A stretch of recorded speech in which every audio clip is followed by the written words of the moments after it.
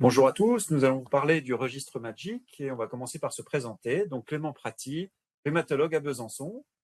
Jérôme Mavoc, rhumatologue à Paris à l'hôpital Cochin. Et Marie-Lise Truchetet, rhumatologue au CHU de Bordeaux. Et donc à moi de commencer par vous parler de MAGIC, donc le registre national de la Société française de rhumatologie des patients qui sont traités par inhibiteurs de JAK que vous connaissez bien maintenant.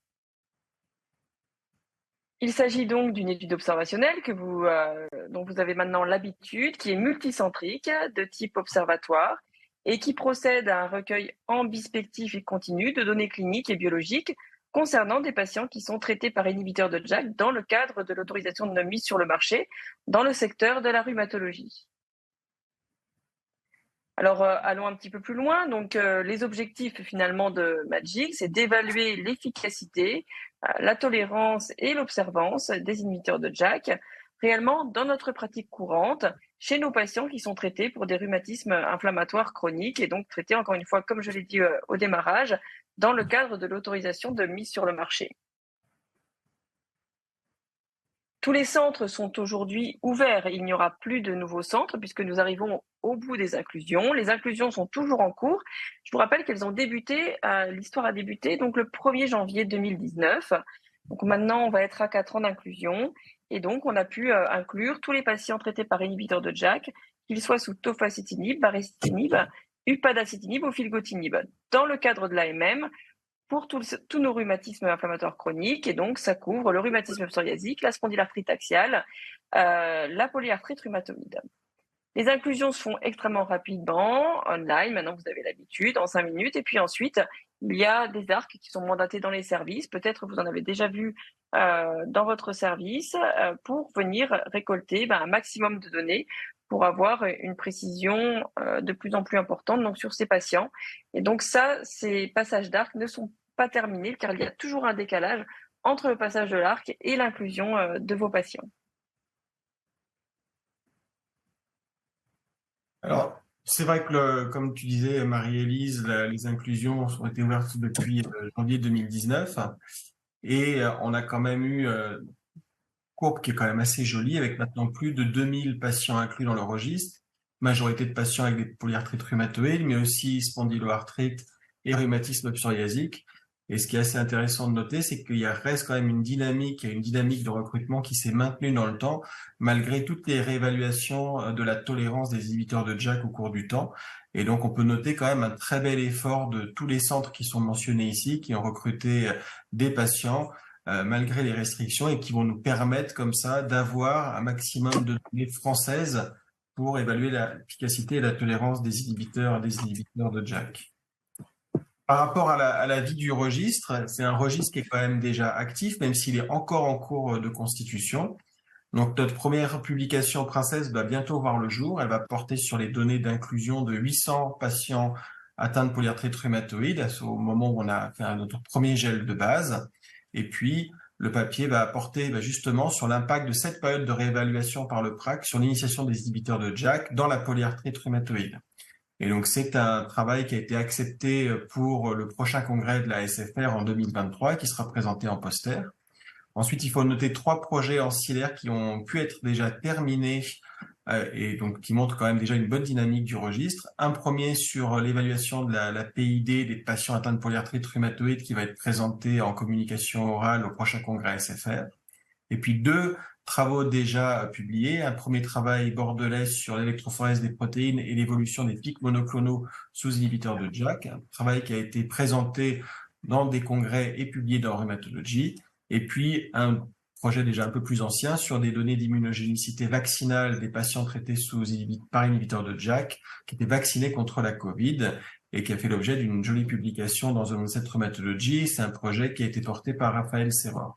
Puis on a 2 projets ancillaires en cours, qui sont en cours d'analyse. Un premier sur comparaison des données d'inclusion entre notre registre MAGIC et le registre des anti-TNF ART, qui est porté par Adeline Ruissen-Vitran. Et puis l'impact des anticorps anti-peptides citruinés dans la polyarthrite rhumatoïde des patients traités par inhibiteurs de JAK, qui est porté par Laura Pina-Vegas. Et ces 2 projets sont en cours d'analyse. Et donc, pour poursuivre sur la vie du registre, donc nous avons l'ambition avec le registre ART d'intégrer le méga registre, en tout cas le consortium de registres Jackpot, qui est une agrégation de registres nationaux, essentiellement européens, pour avoir augmenté le nombre de patients et toujours avec cette comparaison avec d'autres thérapeutiques ciblées. Et puis, l'ambition aussi de chaîner les données du registre MAGIC avec les données SNDF. Donc, vous voyez, un registre qui continue à vivre. Il n'y a pas que les inclusions, il y a maintenant tout ce qui se passe autour. Et